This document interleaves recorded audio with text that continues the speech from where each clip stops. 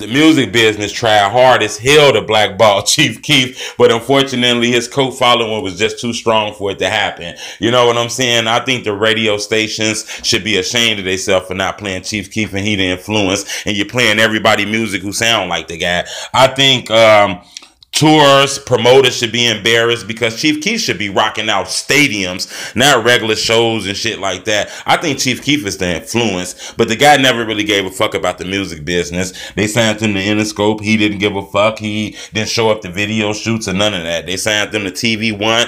He didn't give a fuck about that either. So I think he was given a lot of money, and these labels didn't recuperate enough. So they kind of banded together to blackball Chief Keef. The music business is shady. You have to understand that. Now with social media, we get to see the money that the rappers make, but back in the day, you didn't know what was happening. These download sites went here, iTunes went here. You didn't know what was going on. You're signed to a label and they just pay you and you take the money like it was okay. But now we starting to see that it's a lot of money in this shit. Just think about it. Back in the day when CDs were $15, $16, even if you didn't go platinum and just went gold, sold 500,000 copies at $16, how much money is that?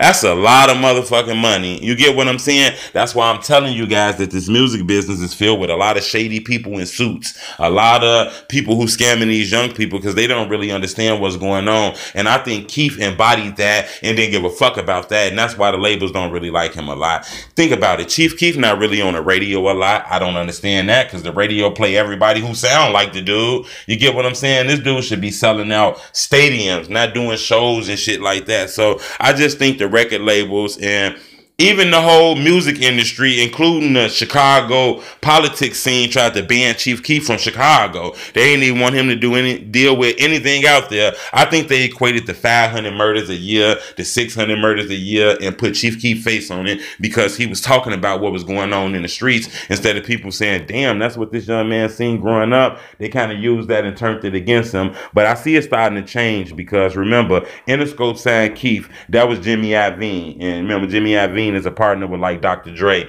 Apple actually working on a documentary about Chief Keef's life. And remember, Jimmy Iovine is now fucking with Apple. So seems like that relationship could get paired. I think Keef gonna come back and make a big, strong comeback this year. Y'all agree with me?